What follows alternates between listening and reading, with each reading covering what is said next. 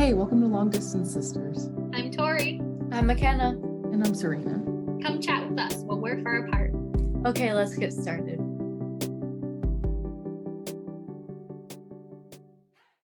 You bought me? I bought you like a 4-pack of lip glosses, and then when you went back to school, you like left them, and I took my favorite. Someone else intro, because I'm going to be talking a lot. Hey, what's up, you guys? Yes. Okay. Okay. Hi. I don't know how to do it. MacKenna. Hi guys, welcome to episode, is it 9 now? 9 of the Long Distance Sisters podcast. Today we are going into Tori's profession again of physical therapy with a specialization in like women's health and the pelvic floor, and what you're also getting some kind of certificate in period coaching. Yeah. So today is going to be a lot of period talk, birth control, stuff like that. And you guys should definitely follow Tori on her TikTok at the Virgo_PT. Yep. Yeah, very informative. I always learn stuff on there. So very entertaining too. Good job on your TikTok, Tori. And our TikTok is at Long Distance Sisters 3. Just FYI. Because we 3 sisters. Mm-hmm. All right. Throw your questions at me, girls. So your TikTok kind of makes me scared of my hormonal birth control. But this happened a few weeks ago. I kind of already asked Tori this question. But my birth control prescription is up. Should I renew it? Good question. I would say if you're not 100% sure you want to stop, then yes, renew it, because it's better to have it on hand than to not have it and wish you had it. So yes, renew it. But there's a lot that goes into making the decision about birth control that is not often talked about at the doctor's office when you're getting it prescribed. They really don't educate patients at all on what it does or how it works or what it does for your cycle or not for it. And a lot of women are just thrown on it without regard to the effects, whether that's side effects directly from the drug or just the effects on your whole cycle. And so now it's becoming more and more prevalent in talk about, contraception and periods and things, that birth control isn't what it says it is or isn't what it's been made out to be. And that a lot of people or a lot of women or just uterus owners, right, are put onto birth control because they have irregular cycles or they have really painful periods. Okay, about 60% actually of people put onto it are put on for that, over 60%. And it's kind of makes this impression that it will fix irregularity in your period or whatever is causing pain or the irregularity. But in reality, it's just using pseudo hormones to replace your natural hormones and kind of like band-aid your cycle or mask whatever is causing that pain and that irregularity and make it appear like your cycle is normal. But the period that you get while you're on birth control is kind of like a fake period. You're bleeding because the pill is making you bleed in order to kind of reassure you that you're not pregnant, but there's no medical necessity. It's not actually a real period. And if you were put on it for pain or irregularity or whatever, if you stop taking birth control, for example, if you're trying to get pregnant or something one day, then all of those problems are still going to exist because the pill doesn't actually fix or solve any of it. It just kind of covers it up for the time being while you're on the pill. And so then a lot of women have irregularity or really painful periods in the time that they're maybe trying to conceive, and it just makes things a lot harder. than if the doctor had worked on fixing the root cause of the problem in the first place instead of just kind of covering it up with birth control. Does that make sense? So deciding whether or not to renew depends on your health goals. For example, if your goal is to one day become pregnant and you already know you have had an irregular cycle before you started birth control, then maybe you want to consider trying to get your cycle on track now when you're not in a rush to conceive, then, have it become a really big stressor in the future. Or if you just want to get away from medication, want your body to run its natural course, or just you want to know that you've taken care of a problem for good, it might be time to kind of let your period run its natural course and try and solve it. With a lot of it is honestly lifestyle changes. It's what you're eating, it's what's causing inflammation, it's stress, it's sleep, it's all these things which can be big heavy topics to try to talk about and change, but they can make a big difference for your period. And your period is important. It's kind of like a monthly report card or a vital sign, even some say, because if something is going on with your period, it means something is going on in your body or your hormonal system that could be addressed. Interesting. Answer your question? Yeah, Did it definitely. make you think about your birth control? No, because nothing really changed except for I know pretty much to the day when my next period is gonna start, but I didn't have any issues beforehand. Yeah. If your reason to be on birth control is purely for, pregnancy prevention, and you know that before you went on it, you had pretty regular periods, you're probably fine staying on it unless you're just of the mindset that you want, to be totally natural. But if you were put on it for a problem such as painful periods, irregularity, acne, things like that, then going off it could actually be more beneficial. Or if you're on it and you had all that regularity and you just started for birth control or for pregnancy prevention, but then maybe now you feel like, man, I have this nagging fatigue that won't go away, or I have this weight gain that I can't seem to get control of, or, I have this headache every day at 3:00, weird things like that you can't explain or kind of get control of. It is highly likely that it's linked to your hormonal system. And since birth control was the change in that, and it's, the steady proponent in your body, it likely could be linked to that. And So how long before we want to start having children should we go off birth control? Okay, so it depends. Okay, it depends what your cycle was like before. If your cycle was pretty normal before, you'll probably get right back on track within 3 to 4 months. Sometimes, give or take a month. If your cycle was really irregular before, it could take you, a year or more of implementing change to get your cycle to be more regular and to know that you're ovulating consistently, because you need ovulation to become pregnant. And while you're on hormonal birth control, you're not ovulating. There are some IUDs that allow ovulation, but even then, they're suppressed indirectly often.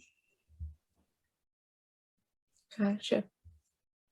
Serena, your question? Maybe you can answer this, maybe you can't, I don't know. Okay. But so I also take hormonal birth control, and when we were on vacation, I got my period into my 3rd week of the 4-week cycle, and then I also had it again during that 4th week of where you either have nothing or iron supplements or whatever. Mm-hmm. How? Okay, so a few answers. I know a little bit of your history, so I know you're low in iron. So when we're low in iron, we can bleed a little bit excessively because your blood is a little bit thinner, and so you bleed for longer. And it's not necessarily consistent because it can be impacted by any factors that occurred, during that cycle. you were sick during that cycle, so that could throw off your hormones. You were stressed or traveling a lot or whatever during that cycle, out of your normal routine. All these little changes, you were at a higher altitude because you were in Colorado. So all of those things can definitely affect your hormones and your blood too. Like even just the higher altitude can make your blood thinner and things like that. So on top of the iron. So it's really, that's why we say it's like a monthly report card. It kind of shows you everything that went on in your body that month can affect that cycle.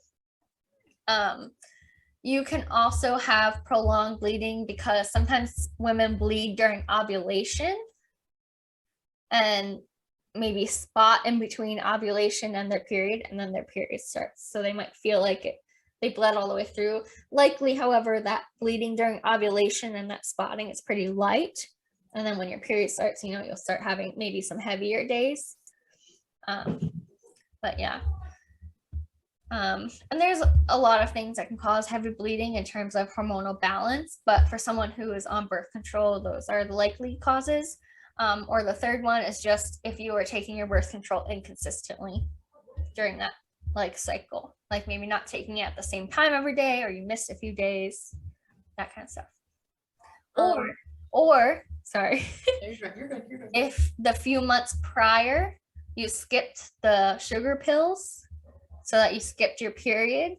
Oftentimes, if you skip your period by not taking the placebo pills at the end of the pack, if you always skip those so that you don't get a period, you're eventually going to have what we call a breakthrough bleed, which is where your uterus is just too overwhelmed because there's been a little bit extra buildup of waste and it just has to bleed, and it might not be at the right time, quote unquote. Oh, okay. Interesting. Yeah. I didn't even know you could skip those. That's weird. I don't recommend it, but at the same time, there's no medical necessity to have a period while you're on the pill or any hormonal birth control. So it's really just up to you. Yeah. So when I wasn't on birth control, I still had a pretty light period. Like it was heavy for a day. Mhm. And then I didn't even have to wear anything. Like I could just, every time I went to the bathroom and wiped, I was like, oh, there it is, done. Mhm. And then so now that I'm on birth control, it's even lighter. Like I have no heavy days, and it lasts maybe 3 days. Yeah. Is that regular? Just to even just have a little? It is regular. So even if it's still within normal to bleed for 2 days. Mhm. And just have, a moderate to minimal amount of blood. When you have thinner or less blood, and maybe the blood is more pink than red, that can also be from iron deficiency or anemia or something that's thinning out the blood. So there's, it's more diluted, right? So that's why it looks pinker than red. Did you feel like you had pinker blood before? I didn't notice. Okay. I don't know. Okay, that's fine. But yeah, there's a lot of things that can cause light periods. It can be hormonal imbalance, but it's still technically within normal to have about 2 days of bleeding. Just kind of depends. And I mean, it depends on your routine too. Someone who exercises more or is an athlete will probably have a lighter period just because of all the hormonal factors that get affected by that higher activity level, higher metabolism, more oxygen in your blood, things like that. Oh my God. That reminds me of something I saw on TikTok the other day, and I want to see if this is true. Okay. It says menstruation is when the female body flushes out its uterine lining. The body achieves this by lowering estrogen levels and raising testosterone. Is that true? Okay, so it's kind of true. Okay, but I'm not finished. Okay. Okay. And then, so that time of the month is actually when female hormones most closely resemble male hormones. So if you're a man who's got a problem with women's period attitudes, just know that's how you act all the time. Do you believe the statement is true? I don't know about the last part, Okay. but it is true. So when you bleed, you're clearing out the lining of your uterus, and it is because of a drop in progesterone, not directly estrogen. Estrogen drops a little bit earlier in the cycle, but progesterone lines up with when you start to bleed. And then because estrogen has dropped and then progesterone dropped right before you started bleeding, those hormones are at their lowest point. And so testosterone is higher only because testosterone stays more level, more steady throughout your whole cycle. It does peak at one point, but it pretty much stays about the same. And those estrogen and progesterone just tend to drop below testosterone. So at that point in your cycle, testosterone is higher than estrogen and progesterone, but it's not that it rises necessarily. So that is what they say accounts for like having more of a sex drive during your period and things like that are more like testosterone stereotypically. Oh, okay. But I don't know about like that's why we act that way. Yeah. I mean, some people are more irritable and aggressive, but you can be that way even before your bleeding begins, like during your PMS phase. Yeah. Your what's really known as your luteal phase. Oh, yeah. My next question is, or questions, what's a consequence of not ovulating when on birth control? Would we have periods for longer than we would if we didn't take birth control? All right. So no, if you don't Like periods for longer, like later into our life. if you are ovulating. Okay, let me start over. What's a consequence of not ovulating when on birth control? Would we have periods for more of our life than we would if we didn't take birth control? Like if we didn't take birth control and our period would stop, say like 45 or something, when we're 45. But if we did take birth control, would it maybe stop for a few years? Would it stop when we were like 48? Because we didn't get rid of those eggs. You think it saves up lives? Well, if we're not ovulating those eggs. So I'll say this, okay? I don't know that you would necessarily have like prolonged menopause, right? That's essentially what you're asking. However, for a lot of women who have painful periods, they opt to get hysterectomies or other surgeries that are going to stop, their cycle because they don't want to have the pain. And so I think if you ovulated and got control of your cycle earlier, then you would avoid surgeries like that. So more women would make it to a true menopause. However, I don't know of any research indicating that you would prolong menopause. There's even really hardly any research on why women experience menopause at different ages. Some women are like 35 and some women are 55. It's a very big range. So it's hard to say like what actually triggers that. And in terms of like, are you storing eggs or you have more eggs longer? It depends, because there are theories on whether we have all our eggs from the time we're born or whether we produce eggs with cycles or somewhat cyclically, even if it's a longer cycle than our period. So it's hard to say that it would like mean you had more or less eggs to give. But in terms of benefits of ovulating, one is again for body awareness, right? If you know that your cycle is regular and you ovulate regularly, you will be more likely to notice if something is wrong. And that something wrong may be hormonally, but it may be something else in your body that because it's going on, it's throwing off your hormones, like a sickness or cancer or anything really. Because like I said, your period is kind of like a vital sign or a monthly report card. It's going to alert you if something is going on somewhere in your body, if it's thrown off when it's typically regular while you're off birth control, that being said. But in addition to that, if you're ovulating, That means you are producing your own progesterone, okay? We need to ovulate in order to produce progesterone. That's the only way we do it, because when we ovulate, our body actually creates this little organ. Each cycle, it creates this organ called a corpus luteum, and this organ's only job is to produce progesterone, okay? And we have progesterone because it helps to nourish a pregnancy early on, like it thickens the uterus and just nourishes an early pregnancy, which is why having better progesterone is linked to having better fertility, or, you know, less chance of miscarriage and things like that. And then if we don't become pregnant, then our progesterone plummets and gets us to bleed, so we can clear out the corpus luteum and the uterine lining that we build up and everything, because we don't need it, right? So progesterone brings a lot of benefits because it is the balance, the counterbalance to estrogen, right? Which is our other like main reproductive hormone.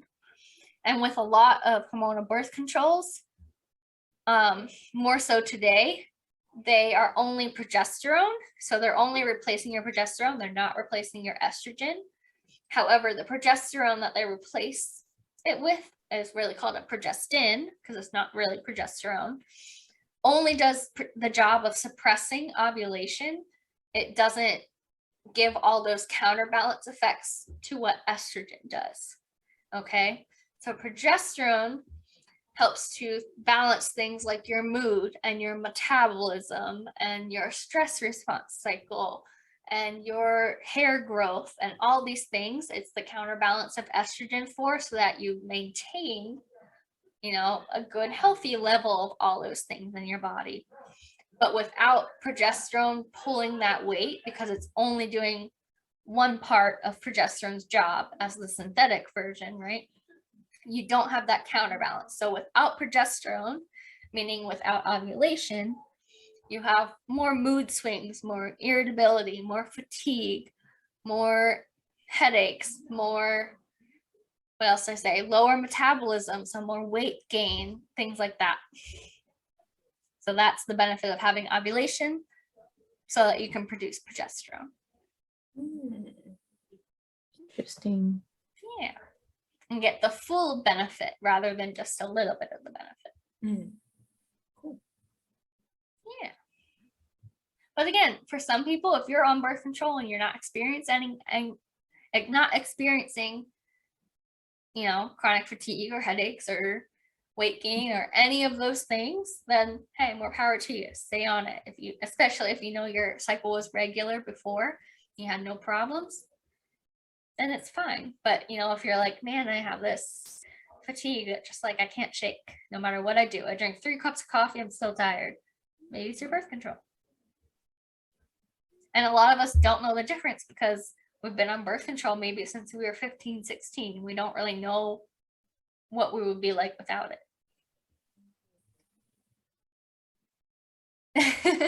Yes, Serena? Well, I'm thinking because, you know, I had that UTI, and then now my urethral opening or whatever is irritated and inflamed and whatever. And it won't go away. But I mean, maybe these are unrelated. I don't know. But I started taking birth control around the same time this happened. Would birth control be the cause of the inflammation? It Maybe. certainly could have affected things in your inflammatory cycle and your inflammatory system. I mean, yeah, thrown it off a little bit. Either that or I have to give up sugar, and I'm hoping. I mean, that too, yeah. Which I know, unfortunately, with period coaching, when I do, a lot of it is managing inflammation, because a lot of problems with periods stems back to inflammation in the body. Whether it's inflammation in the gut, inflammation in, you know, muscles and tissue, it kind of all has the same root cause, right? And so if you can do anything you can to manage that inflammation with the control you have, so like food, movement, you know, managing stress, things like that, all of these things affect inflammation.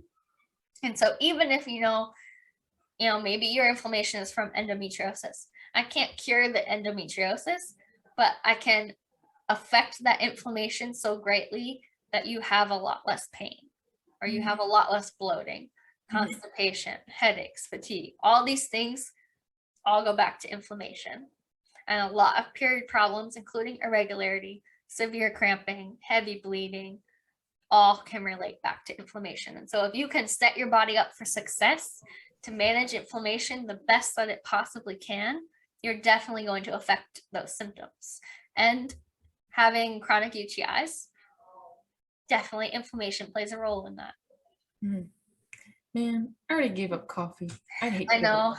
I know. One of the biggest inflammatory things is sugar, and it's very hard to give up. I gave up our world. I gave up wheat for like a week, and then this weekend I was like, I just want bread. Yeah. And anyway, guess the 5 biggest inflammatory food groups. Well, food categories. Sugar, yeah, we just said that. Dairy, wheat, or gluten. Is that the same? It's more just wheat. Okay. Are there more food groups than that? It's not really food groups, food categories. I don't know. Carbonated things. That does affect your bladder, though. Oh, It okay. irritates your bladder. I know. I don't drink carbonated things. What, MacKenna? I know it irritates your bladder. Carbonated, yeah.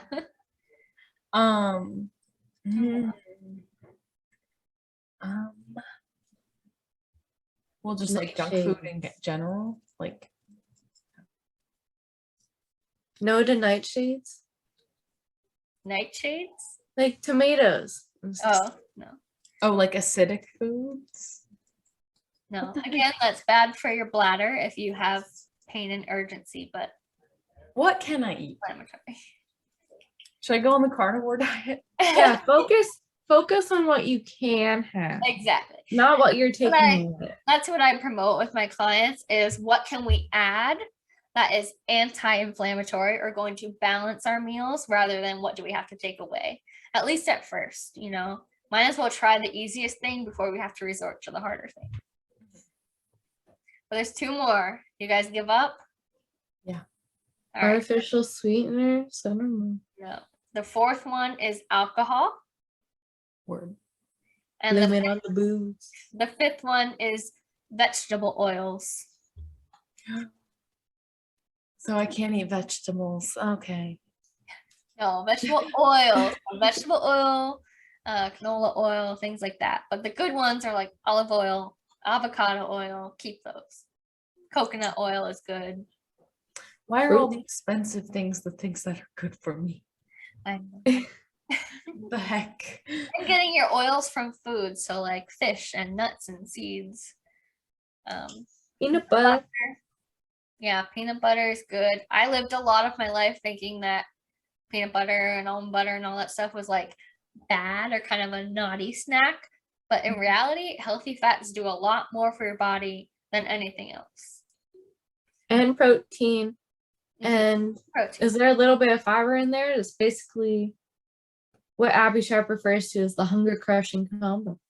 Yeah, a lot of nutritionists that I've been following that focus around hormonal health say to have half a plate of vegetables that do not come from the ground. So like no potatoes, no carrots, things like that. Oh, I was like, So okay. that's half your plate. And then a quarter of it is carbohydrates, which includes fruits and root vegetables, in addition to grains. And then a quarter of your plate, healthy fats. Whether that's nuts or fish or... Would you count protein? Just putting like a tablespoon of olive oil over your salad or whatever. And then what about protein? That's what I said.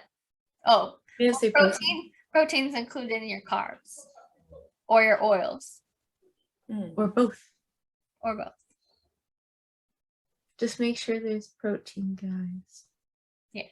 So what are foods that you generally recommend to add to decrease inflammation? Okay. So there's a lot of anti-inflammatory kind of like supplement foods, I would say. So things like ginger and turmeric, seeds, nuts and seeds are really good. Things that are referred to as like superfoods. So like a lot of legumes and spinach.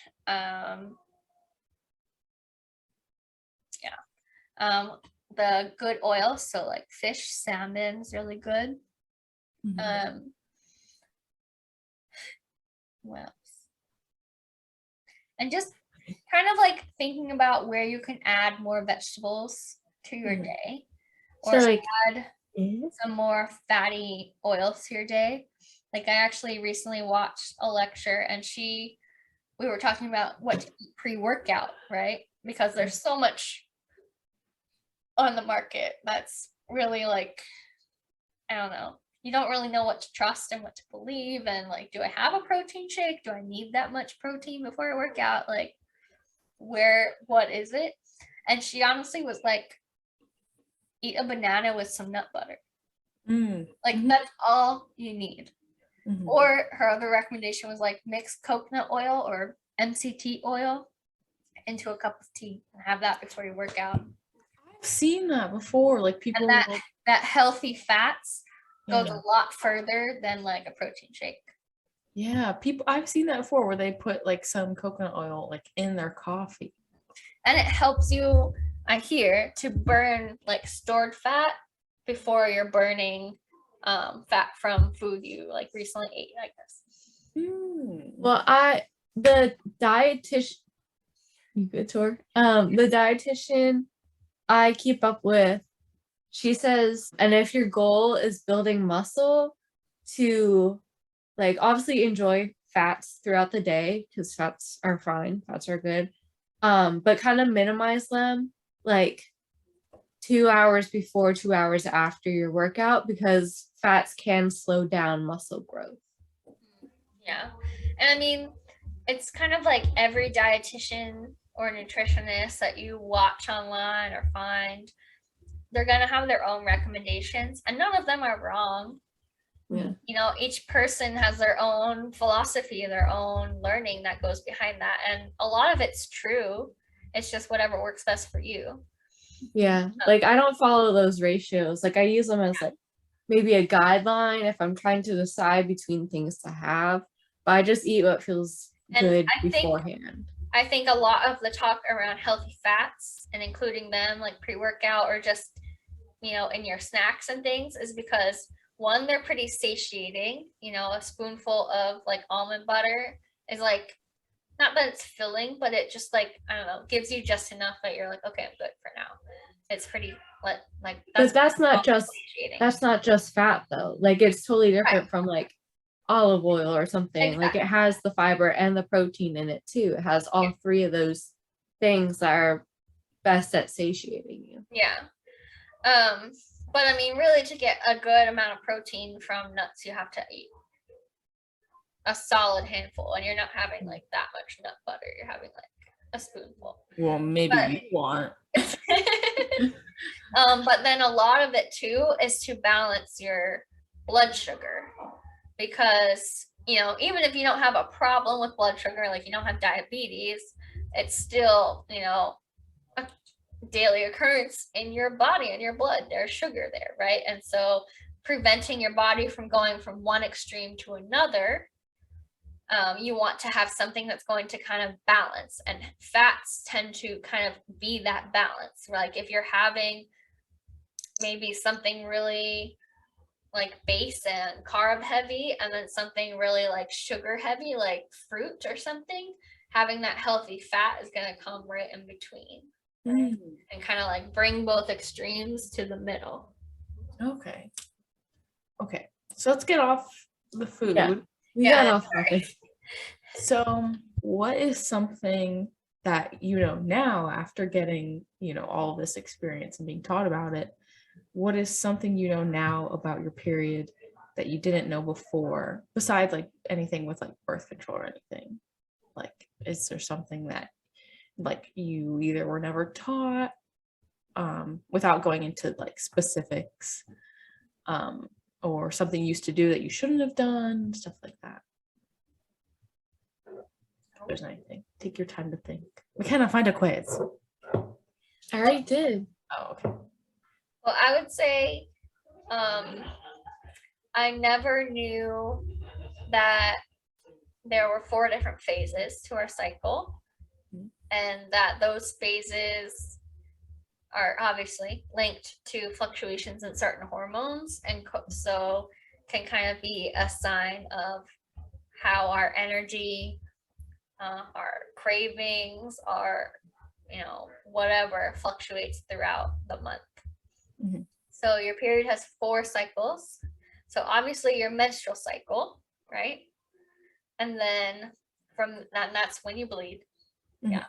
And that's actually day 1 of your cycle is the first day you bleed, which I didn't know. I always pictured my bleeding as the end of my cycle and not the beginning. Mhm. And then you go into your follicular phase, which is when follicles that have been developing for 100 days in your ovaries finally are kind of like ripe enough to be like, all right, pick one of us so we can get an egg in there, right?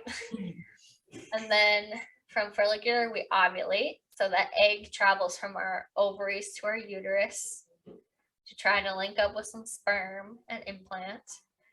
And then from ovulation, we go into luteal, which is the phase when we're producing that progesterone. And during luteal, because our progesterone is going up and then crashing, we have a big dip in our energy levels often.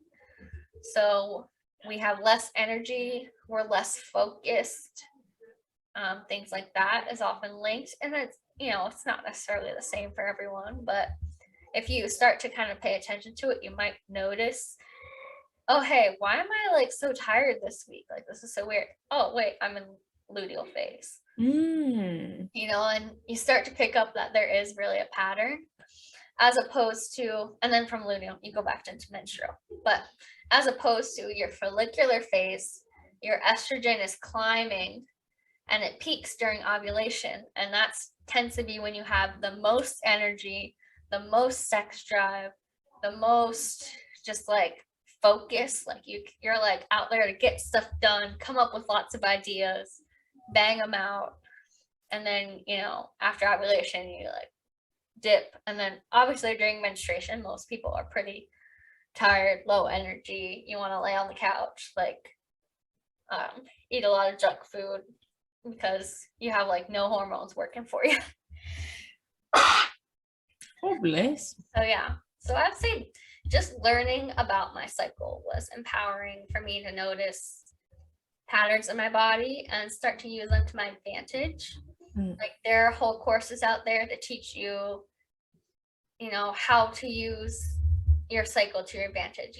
Like if you own a business or if you're in school, plan to do certain things around this part of your cycle or this part because you're going to have more energy or you're going to have more motivation or whatever. It's weird that you weren't taught that because I was taught that at both of the high schools I went to. Oh, really? I was not taught that. What?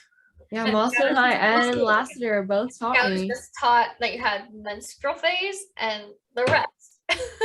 The other part. Yeah, pretty much. That's what I was taught.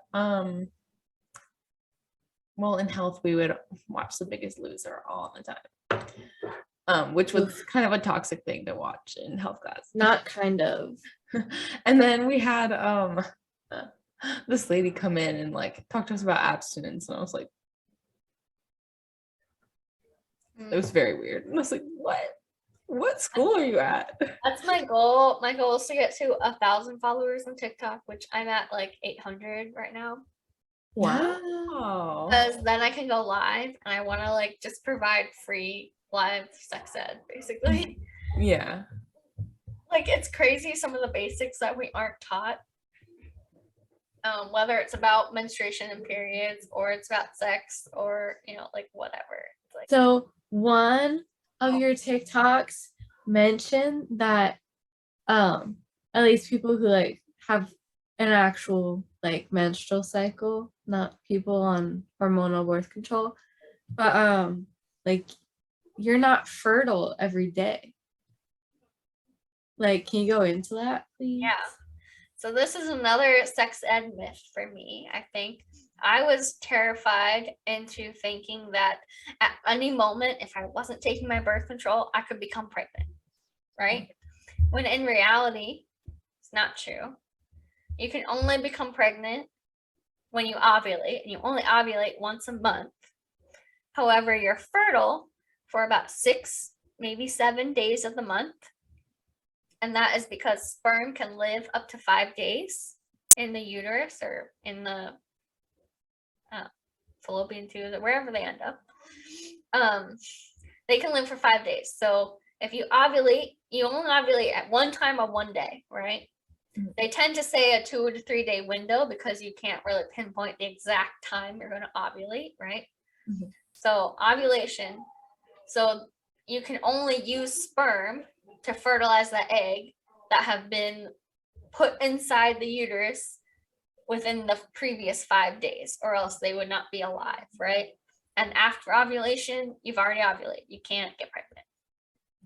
However, you have to know that you already ovulated in order to know that you're not going to get pregnant. So you have to kind of be tracking your cycles and tracking your ovulation in order to be able to figure out when you actually ovulate. But really, yeah, you're only fertile about 6 days of your cycle, which, like, I was so terrified I could become pregnant at any time. Yeah. Like, if I had only known. And then that makes you think, like, why would I take a pill every single day when I could really just pay attention to when those 6 days are? And either not have sex or just use another form of birth control, like a condom or pulling out or whatever. Whoa, don't pull out. Well, Don't do that. Both. If it's Do your both. only form of birth control, though, it is a valid If form. it's all that's available to you, then yes. I mean, I think that is when abstinence might I come mean, in play. But just so you guys, just so listeners know, there is like what pre-ejaculation sperm or whatever. Like they don't all come out at the end. They it come is out true, beforehand. the pre-ejaculation, like the stuff that comes out just like when people with the penis are turned on, does contain sperm. However, it is a pretty low count, so it's pretty low risk that you would get pregnant from that, but it is possible. You could be that 1 in a million. I don't know if that's the real stat, but I'm just saying 1 in a million. But yeah, and I mean, tracking your cycle and basing your entire birth control off of tracking is assuming that that is your only form of birth control. So no condoms, no anything. So saying that during those 6 days you have to be careful, it doesn't mean you have to abstain. It just means those are 6 days you use a condom, or those are 6 days you use some other sort of barrier method, likely. Okay. So what about like in TV shows? I'm remembering Friends right now. They have these like sticks that you pee on that say whether you're ovulating. At that point, is it too late, or is it within that like several day window? No, you can use those. The only thing is, with some women, especially women who have PCOS, which is a syndrome that throws off your cycle, makes you really irregular. They're not very reliant. So unless you know for sure, like if you're pretty regular or you know it's not PCOS, then they're probably pretty reliable for you, but they're not reliable for all women to pinpoint your ovulation. But yeah, there are ovulation test strips that you could use. However, the more reliant thing is to track your ovulation manually. And so the way you do that is kind of a big commitment because you have to do it every day, just like taking birth control. But you have to, I recommend choosing 2 of the 3 methods to track ovulation. And they are tracking your basal body temperature, which is the temperature that you have when you first wake up, okay? Because that is the lowest temperature you have all day, is right when you wake up. And I mean, right when you wake up.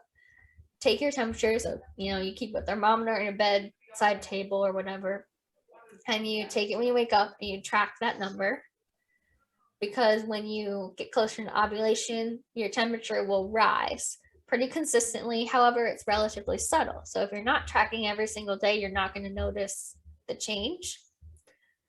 And then the other two are cervical position. So your cervix gets like softer and higher when you're ovulating compared to the rest of your cycle, where it's harder. It feels more like the tip of your nose, and it sits a little bit lower. And then while you're ovulating, it feels more like your cheek and sits a little bit higher. And so obviously the only way you're going to pick up on a difference is if you're feeling that every day, which involves sticking a finger up there to feel for your cervix, okay, which is at the back of your vaginal canal, right? That's the entrance to the uterus. And then the last way, which is easier than cervix position, is cervical fluid, okay? So this is the discharge that you get, whether it's in your underwear or it's just maybe never makes it to your underwear, just sitting in your vaginal canal, the consistency of that fluid. So that would involve either checking your underwear or just sticking a finger up, doesn't have to be very far, and just seeing kind of what it looks like when it comes out, because there will be something on it. And as you get closer to ovulation, it's more of a like sticky, clear egg white consistency, versus the rest of the time it's a little like thicker and doesn't really stretch or anything. So if you're tracking that every day, you're going to notice when it starts to change and know that you're close to ovulation or you're ovulating. I know exactly what you're talking about. And I used to notice it all the time the first few years I had my period. But now I'm on hormonal birth control and I haven't noticed it in a long while. Yeah, because when you're on hormonal birth control, most methods, you don't ovulate. Wow. Mm-hmm. Yeah. So that's the most reliable method, is just track it for yourself. And if you're starting that method, it's going to take a few months of kind of collecting data to really get to know your body and get to know kind of your average what's going on. Mm-hmm. But that ultimately will be the most reliable if your period is somewhat regular, though. If your period is like all over the place, you have no clue if you're even ovulating, it's going to take longer before you can trust that method as your only form of birth control. But if you're pretty regular, then this is a good method. Yeah, I also don't recommend just using apps to track it, because they're only telling you when you ovulate based off of a formula, just based off of math of when you got your period. Mm-hmm. So that's not, and kind of the average of all your cycles. And so it might be somewhat correct if you're very regular, like you always get your period on day 28 or whatever, but it's not going to be as reliable if you fluctuate at all, or if you just have kind of an abnormal cycle. So I wouldn't rely just on an app telling you, unless you're tracking your temperature and cervical fluid and all that in the app, because some apps are built with that in mind, but a lot aren't. Interesting. Another question. The app I use does have a place where you can put that. Your temperature and stuff, yeah. Well, I'm not sure about temperature. There are a lot of different things you can like choose or not choose, but the fluid consistency is something you can track on there. Yeah. I use sometimes they just put that. I would say it's more reliable if they're asking for basal body temperature. That's more reliable than tracking cervical fluid in an app, just because they might have just kind of thrown that in there for you to track. I don't know if that's built into the formula, but likely if they're asking for a temperature, that is. Well, you can choose like what you track and what you don't. So they're not asking for anything specific every time. Yeah. Except for when you bleed. Yeah. The most reliable ones that I've found are unfortunately like paid apps. But again, paying like $15 to be able to track your period for a year is not really that much. You know, we hesitate to invest in our health, and we don't hesitate to invest in Chipotle. So $15 really isn't that much. But it's Natural Cycles is a really good one that is built for fertility awareness method tracking, which is kind of the whole title of that, using cycle tracking for contraceptive purposes, fertility awareness method. So Natural Cycles is a good one. And then there is a company called Daysy, Daysy, I believe. And they're like a whole brand. They sell their own thermometer, and it's a little bit more expensive. I'm not sure exactly what. But that one is like kind of the gold standard for kind of carefree fertility awareness method tracking, because they are known to be very reliable. Okay, I use Clue because it's free. Yeah, Clue is a free one. Free ones I just tend to not trust as much in terms of their algorithm. But if you're just using it as a place for you to look at it, that's fine. You know, it's just a place to write it down. But I would still recommend kind of like doing the math yourself a little bit, you know? Yeah, because I don't know for sure if they're building that into their algorithm. Even though you're entering it, I don't know if they're really building it into your formula. Gotcha. That is where I found that when I did used to track my weight, that my weight goes up before my period and then goes way down during it. Likely because we tend to have more inflammation right before and during our period. And so we hold a little bit more water. We have a little bit more swelling and bloating and things like that. So our cycle is about 28 days, plus or minus a few. Why is the moon cycle 28 days, plus or minus a few? Good question. So are we mermaids? Or werewolves? I wish. Or both. Werewolves. I don't know if I want to be a werewolf, but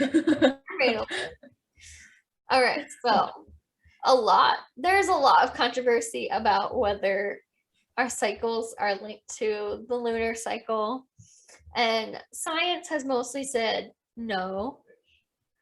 But I would say alternative science has a lot of evidence to back it up.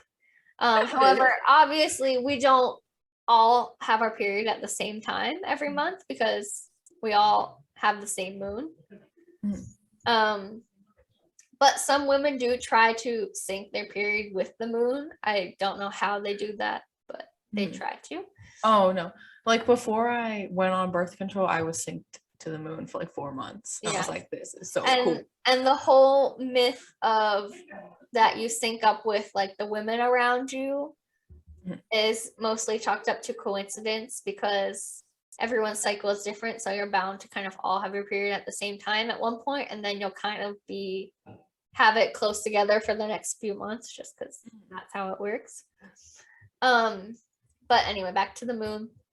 However, there is a lot of theories that back in caveman days, when everyone was pretty much living the same life, had the same routine, eating the same things, women all did have their period at the same time, and that it was linked to the moon because a lot of their routine was linked to like daylight.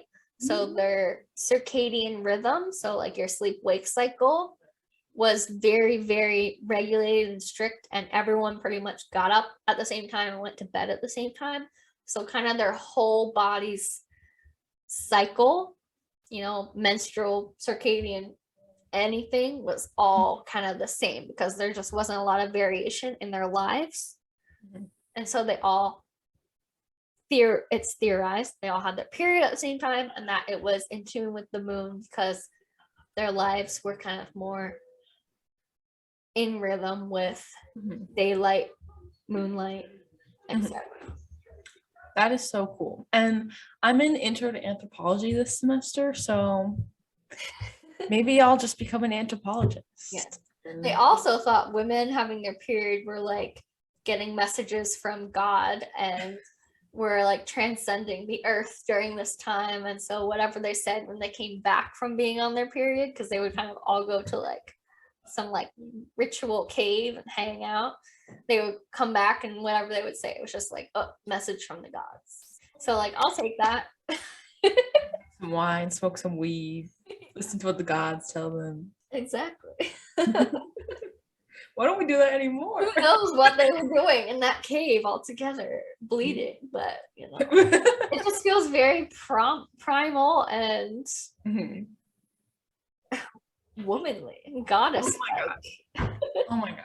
I also saw this TikTok that my friend showed me. And she's great. Tabitha, she finds all the funny ones. And I had her follow you too, Tori. So she like sent me a TikTok and it was a girl saying, maybe I sent it to her. I don't know. We were talking about it. And it was a girl being like, we don't have to wear pads and tampons. We do it to keep the world sanitary. I might have sent it to you too. I don't know. But we do it to keep the world sanitary. So if we collectively stopped wearing pads and tampons, Yeah, you sent this. The government would have to provide it for free because it would be a mess. Mm-hmm. Or at least they would stop taxing it like it's a luxury. Mm-hmm. I agree. Mm-hmm. But I was like, that is true. Why don't we just rebel? Like they don't even know. Also, like we would ruin all our clothes. Oh, we would ruin all our clothes. And that's just kind of feels also bad for the environment because we'd be buying new clothes. We're buying lots of chemicals to clean them. It's only gonna take like a few weeks for this to come into place. For just a few weeks, you wear those crappy sweatpants you were gonna get rid of anyway, and you've had for like 10 years. Or black leggings.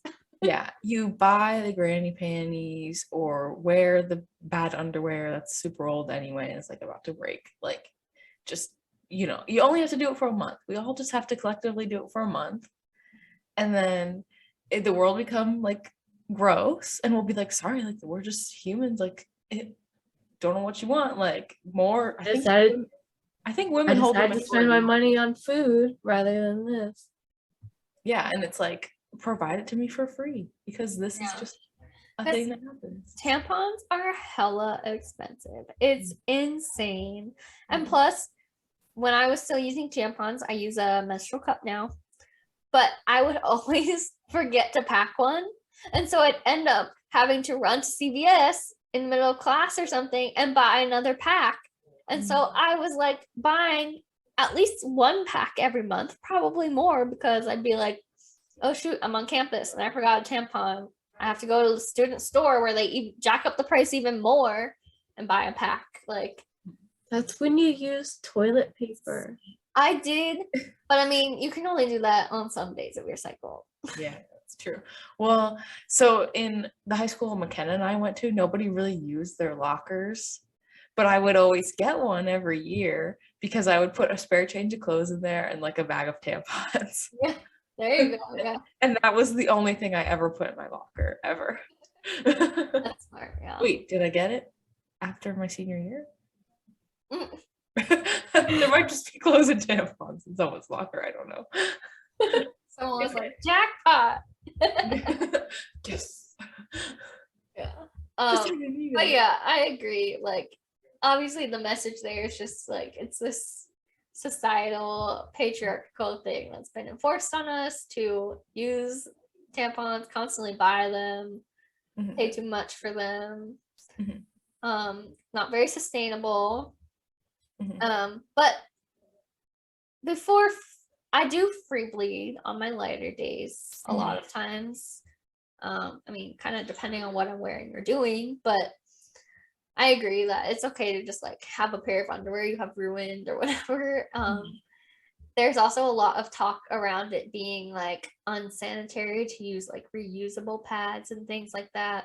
But I think it's as long as they're like 100% cotton and you wash them, like it's really not unsanitary at all. Just don't wash them with like a lot of chemicals because you're putting them in a very sensitive area. But it's actually pretty good because it removes the moisture from sitting right there. Like if you were free bleeding, nothing kind of pulls the moisture away from your vulva and things, and so that can cause infection and things like that. But when you go to the bathroom, you wipe it away. Right, yeah. But like if you don't go to the bathroom for 6 hours,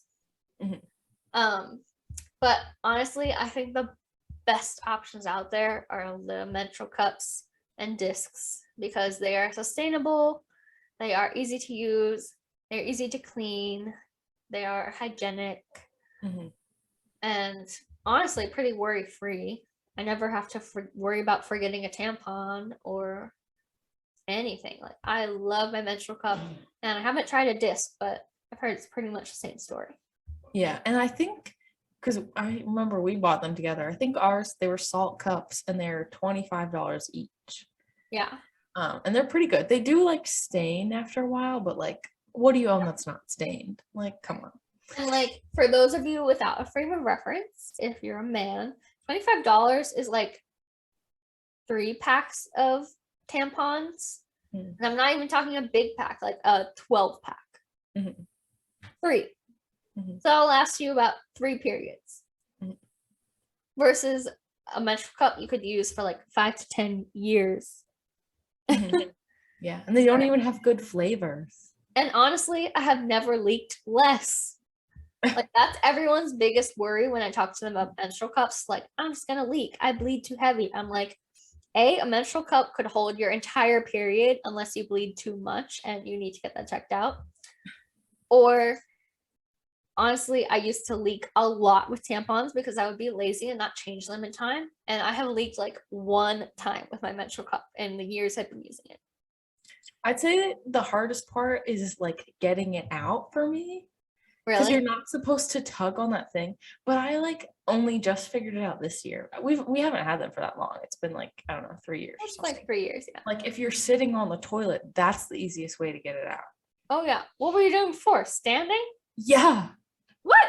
And I would have like my leg up and like. No.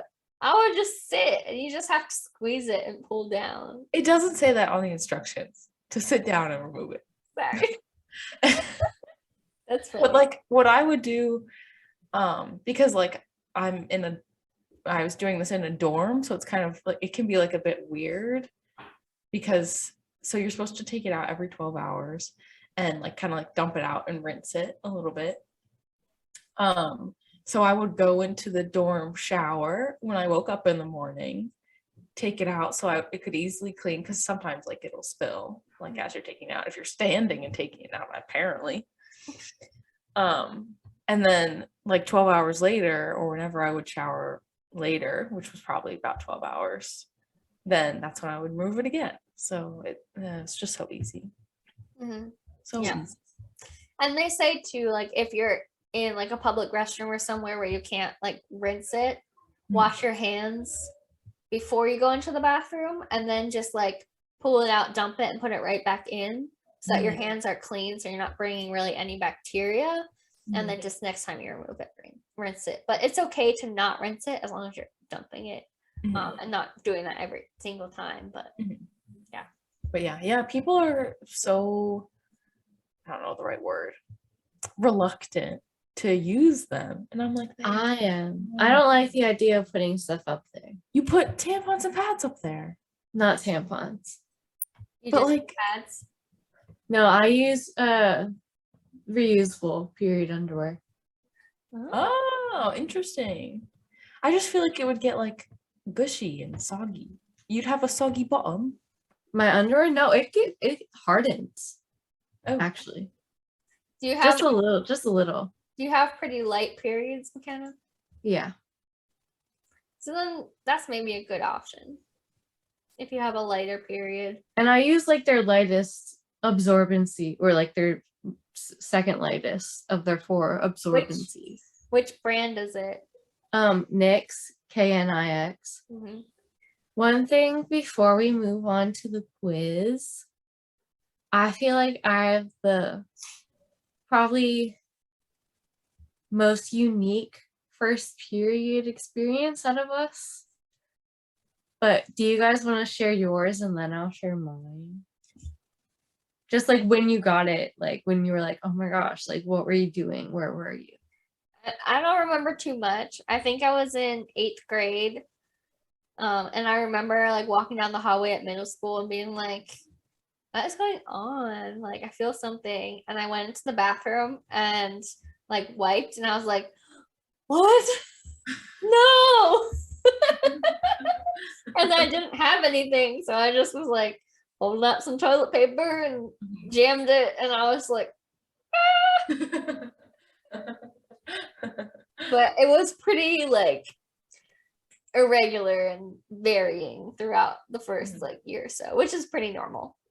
If it's within your first year, it can be all over the place, and that's still normal. But yeah, not too much of a story. I think I had gym class though that day, and so I was like, It's always gym class. yeah. Mine was pretty like chill. Well, I remember because I was almost 13, and so like I remember all my classmates were like, oh my god, you have, like, they were always complaining about it, and I was like what? And they're like, oh my god, you haven't gotten yours yet? And I'm like, no, thank goodness I haven't. What the heck? Like, they would always complain about it. And I'd be like, okay, whatever. But yeah, I was almost 13. We're in Australia still. This was like 8th grade Australia. And I mean, I don't know. I just like got it. And then we were like about to go out to dinner. And then that was it. Because you guys, well, I don't know what MacKenna got her period, but like we had the stuff already in the house. Right. And I already knew how to like put a pad on my underwear. So like it wasn't that big a deal. Mhm. And then I just went about my business. But there was one time I was in Disney World with Nana and I was wearing white shorts and like I bled all over my white shorts. Oh no. It was awful.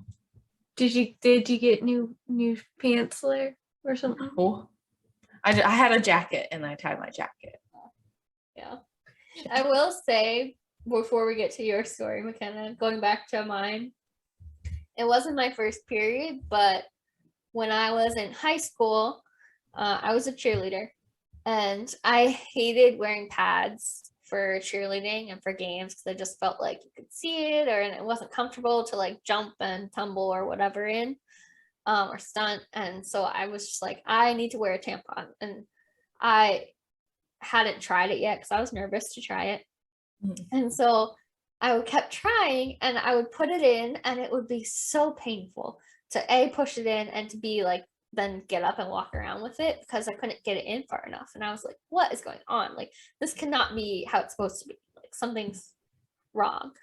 And like I got to the point I was like having mom putting it in for me, trying to put it in, and we're like, what is going on? Like, and so my mom took me to the gynecologist, and they were like, oh, your hymen is closed.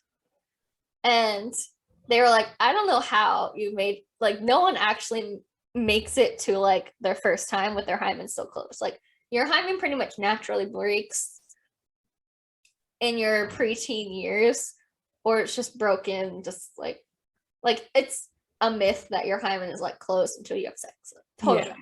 Yeah. Mhm. And so my hymen was closed, like closed, and pretty thick, they said.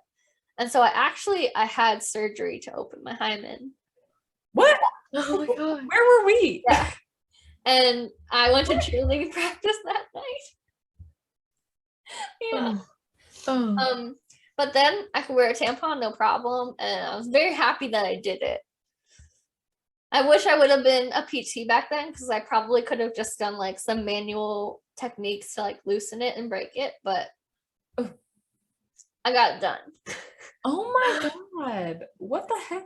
Yeah. I can't So believe if you didn't you're know having- you had surgery. If you're having severe pain putting in a tampon or inserting anything, get it checked out, either by OBGYN, pelvic floor physical therapist, doctor, whoever. Oh my god. I guess I was like 6, so I guess I wouldn't have done this if Tori was gone for. But that's why I started going to the gynecologist. Otherwise, I don't know if I would have gone yet. Whoa, that's crazy. Yeah. I didn't know that. Wow. Okay. Oh my And then god. it's common, like, I mean, it's not common, like most people, their hymen breaks naturally, but to have a closed hymen or a hymen that's just like perforated with some little holes and doesn't fully break open, or it's just like only open a little bit. Mhm. And so a lot of people have, it's a minor surgery, like it's outpatient and now in a couple minutes. I Yeah. don't even know if I was fully asleep. I don't think so. Yeah. So what is a hymen? Like, what is it? It's just some skin Ew. covering the vaginal canal, mostly to prevent just like infection and stuff when you're younger and like peeing in diapers and stuff. Mhm. But then it naturally should break open throughout life. And I forget, I think the male counterpart is actually the foreskin. Ew. Don't quote me on that. I think that's what it is. Or it's just the part that you like circumcise. That is the foreskin. Don't you circumcise the foreskin? Isn't the foreskin the thing at the top? What thing at the top? We're criticizing men for not knowing female stuff, but we don't know the male stuff. I know it, but no, foreskin is like at the top. Foreskin is like a sleeve, right? I thought it was a sleeve. Like, but just like for the top. Maybe it's both. It's all in one. Yeah, the top, like at the head. It's like Yeah. the part you can flip up on the head. Well, like it can kind of flip. What do you mean Not like flip up? fully, not like fully. Okay, let's just cut this part. Kind of flips up. But a lot of, like, I watched this video once and it was a lot of men who have like a phantom limb kind of, but like, because obviously like a lot of people get their or a lot of penis owners get their foreskin. I like saying that, like vagina owners and penis owners. I like that. They'll get their foreskin removed as a baby, so of course it's not consensual, but it's also the parents' choice because they're in charge of that creature. But like a lot of men, penis owners, will have like phantom like sensations of nothing that's there because like the foreskin, it has like so many more nerves and it's so much more sensitive than just like the head itself. And I'm like, wow. Yeah. So what the heck are we supposed to do? Do you know about the homunculus? Gazoon type? So in your brain, you have this thing, like, theorized thing called the homunculus. Mhm. And it's basically a section of your brain in charge of sensation in your body. And kind of each section is like a different body part, like assigned a different body part, like in that little part of the brain. And so that's why you have phantom pain, because that part of the brain for that limb or part of your body still exists, even though it doesn't exist. And so if you're getting sensation to a part of the body that is next to the part of the brain that exists in, you could still get like crossover stimulation. That's just like a theory of phantom limb pain, but like, a lot of amputees get that and stuff. So that is why, just because it's kind of the brain being funny and remembering that sensation, or having a part of your brain assigned to that sensation without anywhere to send that information. So it just interprets other sensations as that.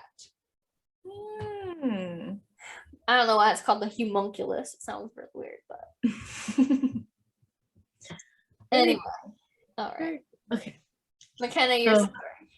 Well, okay, so first of all, Serena, I definitely relate to like everyone around me being like, you haven't gotten it? Oh my gosh. Because like when I was in middle school in Pennsylvania, 1/4 of the year for PE, we would have swim and health, like alternating days. And so the girls would sit out when they had their period. So like all the girls would, on those weeks, they would sit out. And I never sat out, and they were like, MacKenna, you haven't gotten it yet? I was like, no. But I never sat out either. But it wasn't long until I did. I got mine on the flight from Philadelphia to LA the day we were moving to Australia. It's a sign. Oh my gosh. I was like, this, I should have never moved.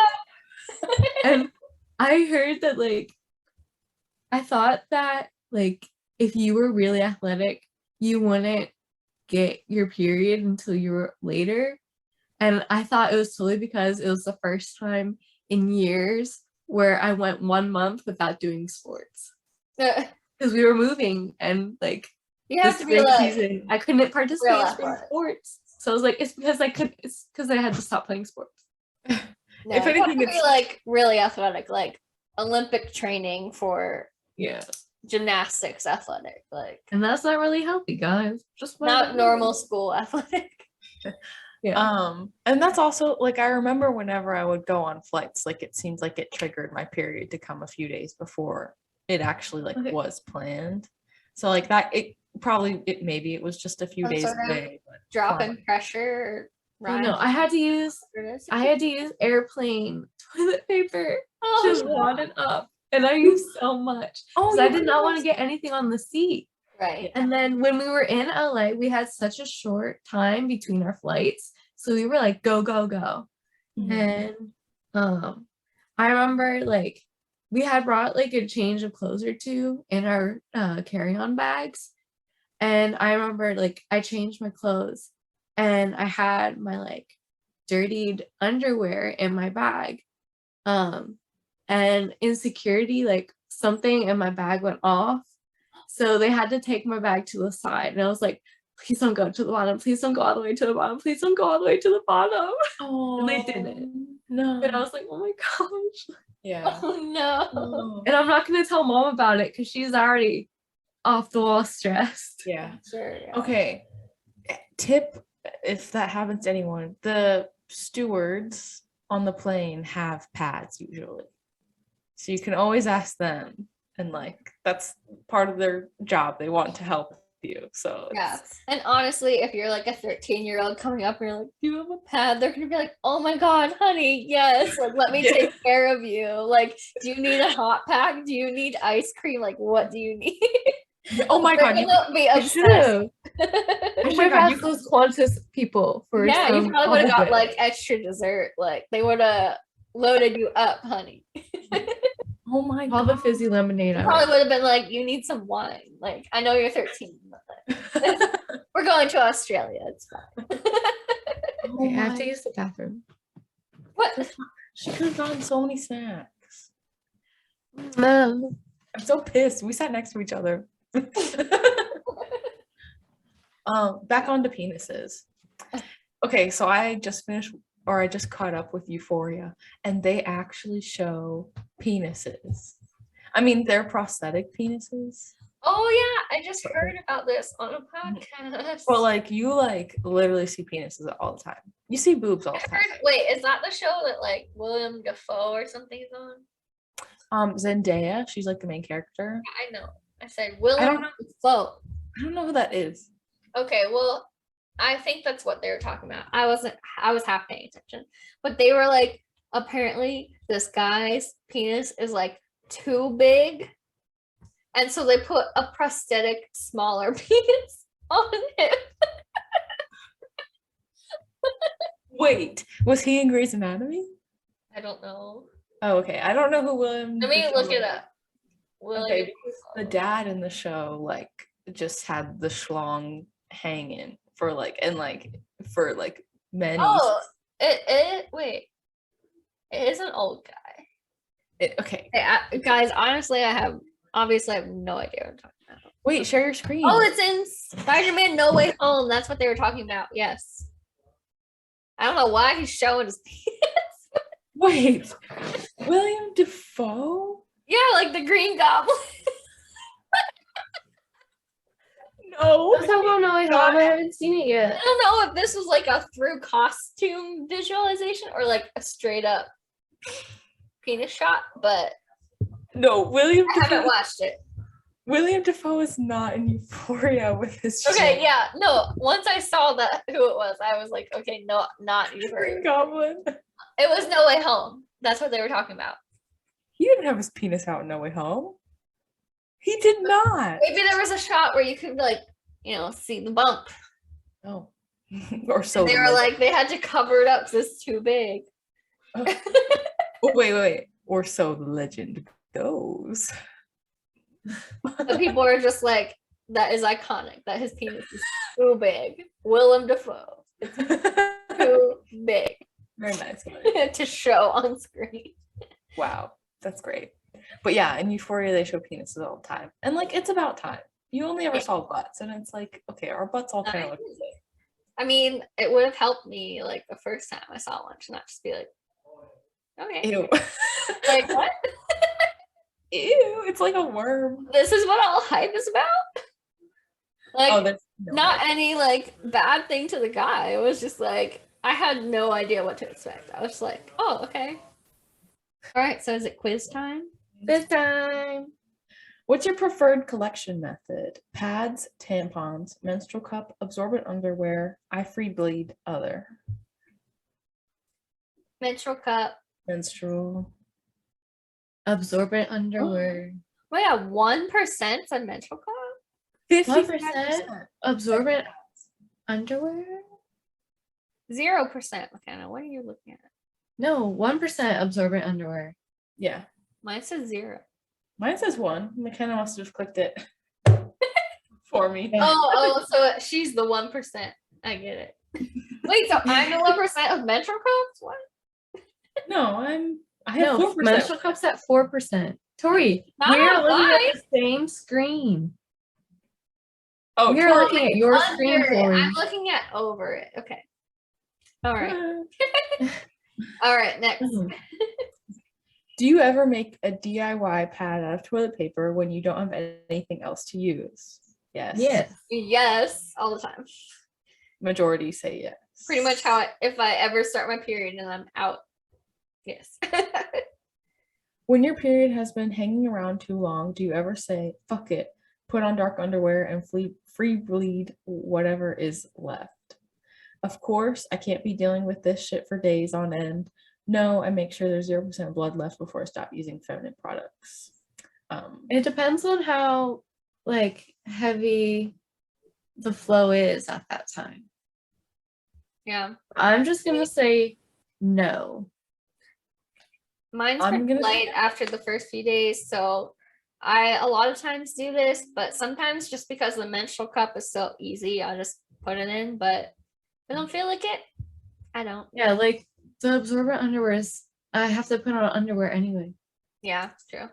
Especially Yeah, overnight. I pretty much stopped putting it in overnight after the first like 2 or 3 nights. I just stop using it and whatever. And majority of people say no, they wait till 0%. Do you ever leak through a tampon pad menstrual cup and have to spend the rest of the day in wet underwear, even though you're a grown adult? Yup. Yeah. Or no, I've never had a leak. Ugh, that person is lying. You've never leaked. Either your periods are the lightest shit ever or you're lying. So majority of people say yup. How long does your period last? 1 to 2 days, 3 to 4, 5 to 6, 7 or more days. 5 to 6. Yeah, 5 to 6, sometimes 7, but I'm not gonna put 7 or more. But Oh, I am a 3 to 4. oh, well, because Mm. you're on the pill. That makes sense. No, before. Before, okay. So it hasn't changed much except in like the amount. Mhm. So it'll be a later amount, but it'll still it's really short. Yeah, I would say until pretty much until I stopped using birth control. I had 3-day periods, like even before I started. I didn't start taking birth control until I was 21. So up until then, I had pretty regular, pretty light and short periods. Mhm. And now that I've stopped taking birth control, they are irregular and heavy. Okay.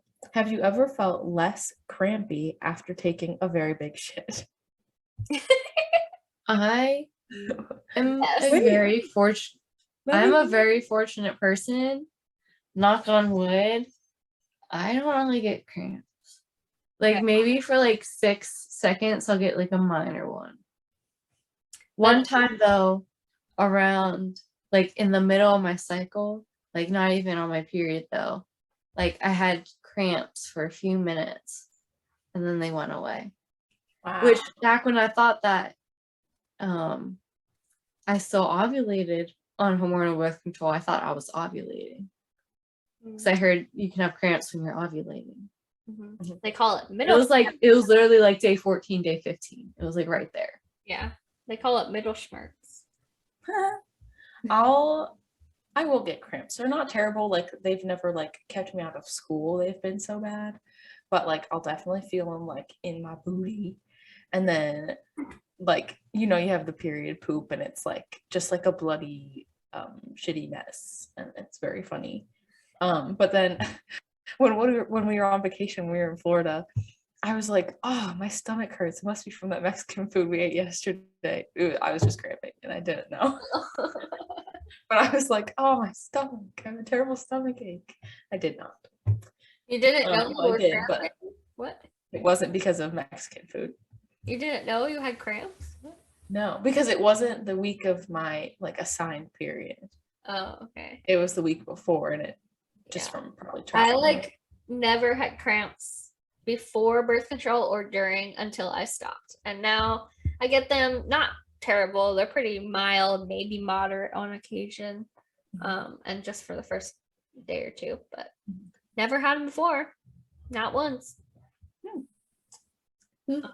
Most people say yes, they definitely think cramps are worse. For big shits, whatever. Have you ever had to double up on products during a particularly heavy period? Yes, I've used 2 tampons at once. Yes, I've used a tampon and a pad. Yes, I've used a tampon and absorbent underwear. Yes, I've used a menstrual cup and pad. Yes, I've used a menstrual cup and absorbent underwear. No, I've never done this. I've done it with a tampon and absorbent underwear. Not because it's really heavy, but because I'm going to be working for hours straight and I don't need to deal with anything. Yeah. Yeah, I feel like at some point I used to do tampon and a pad or like a liner. Like especially in high school. But I know mom told me she used to do two tampons at once. What? She said. Jeez, dang. Wow. I mean, she's a busy lady. That terrified me. Terrifies me now. Most people say they've never doubled up. Interesting. Or maybe not most people, but 47%, About half. which is the highest percentage of this. Do you ever leave a pad, tampon, menstrual cup in for longer than recommended? All the time. I try not to, but it inevitably happens. I would never do that, and I'm about to lecture you about toxic shock syndrome in the comment section. In high school, all the time I would leave my tampons in for too long, but now I try not to, but it does happen.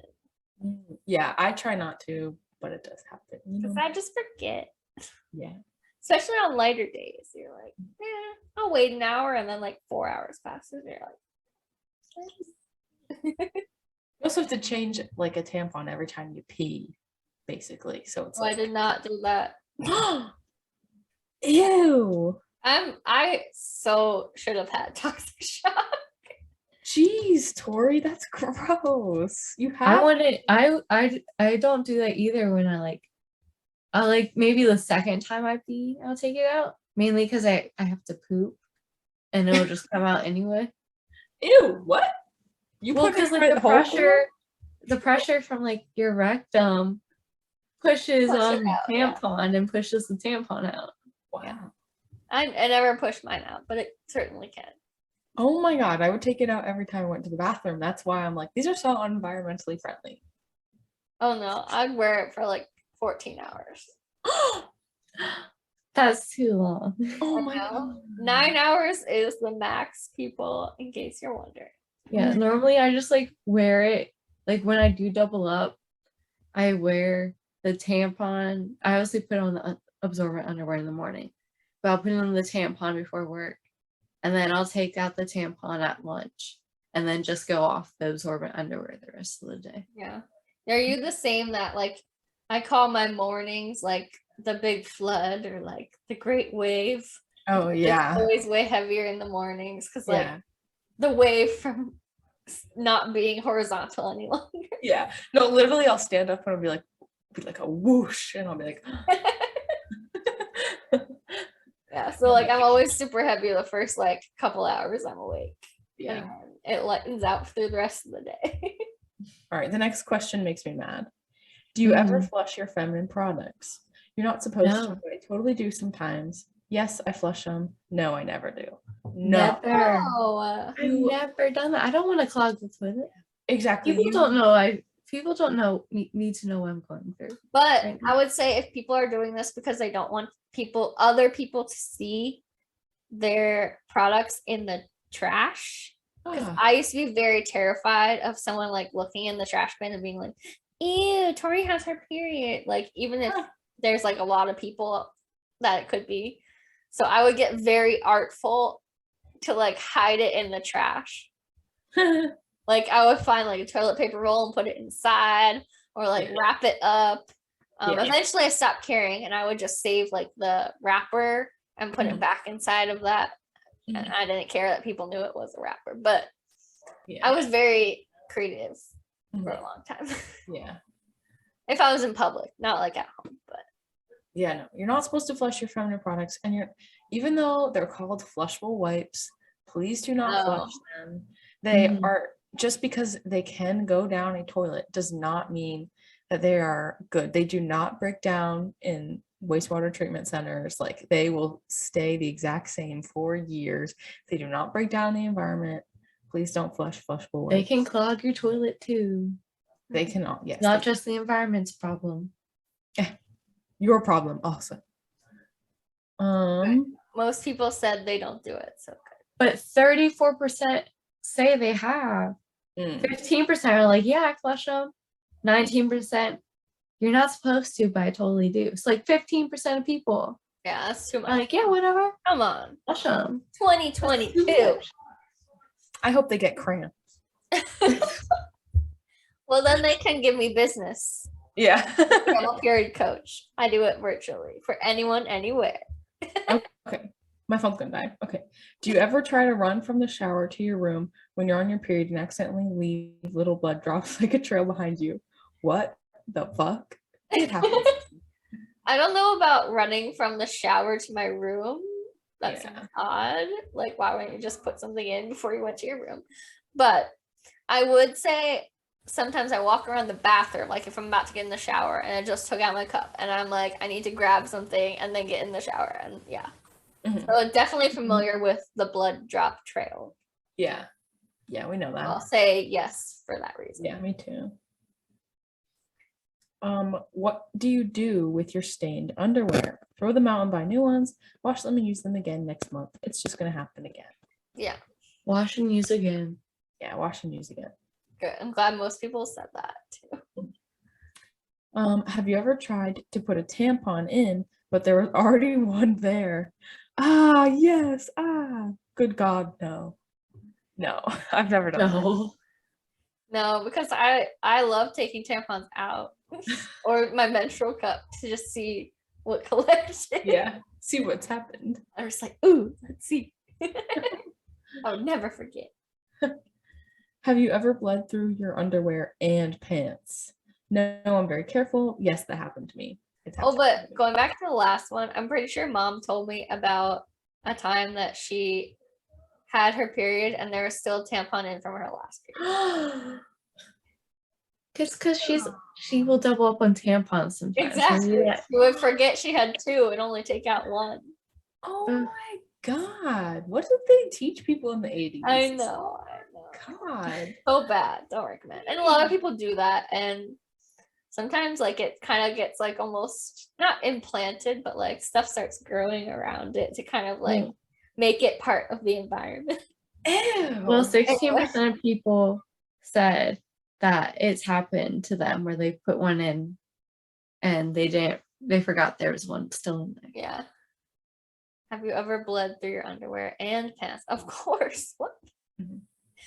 Like PJ pants, but never like out in public or anything. Really? Oh, all the time. For me. Like when I'm But sleeping. usually it's like down low enough that no one can really see. So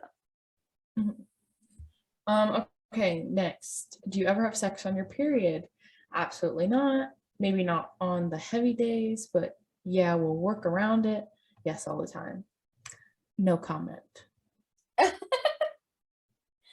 I would say not on heavy days, but I have. Ditto. Most people say absolutely not. Most people say absolutely not. I'm shocked. I mean, those people probably never been in a long distance relationship. But also, you No guys. Only got a certain amount of time. Yeah. Yeah.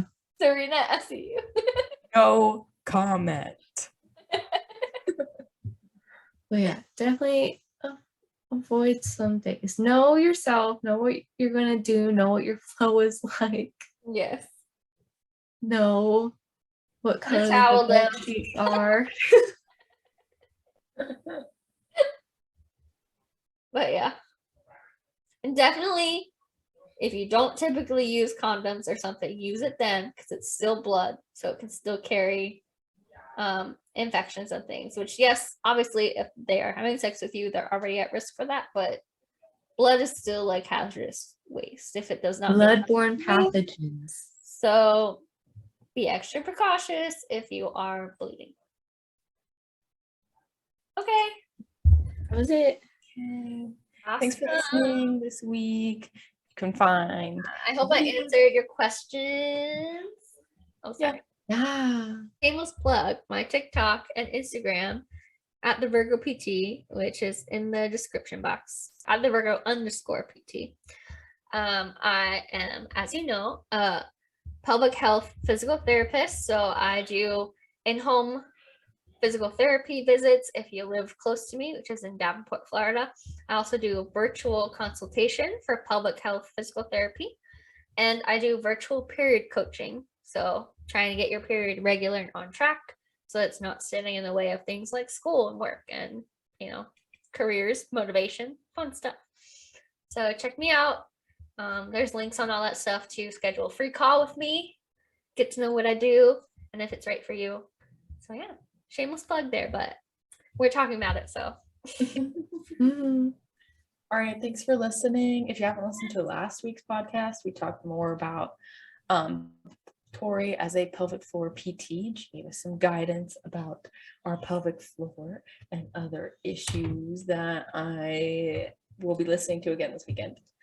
And join us next week because Serena will not be able to record with us. So Tori and I will talk about our experience in the Disney College program. And hopefully we can record that when I'm visiting her this weekend. Yeah. Yay. Oh my God, I thought this was called Long Distance Sisters. Okay. You're not supposed to be together. We're just Go in separate rooms. for how often we see each other. Yeah. All right. Have a good night, everyone. Good night, guys. Bye. Or good morning or good afternoon. Thanks for listening. Drive safe. Thanks for listening to this week's Long Distance Sisters. Be sure to subscribe for more episodes and leave a good review. And check out the video version on our YouTube channel. You can find all of our other social media information in the description. Talk to you later. Bye.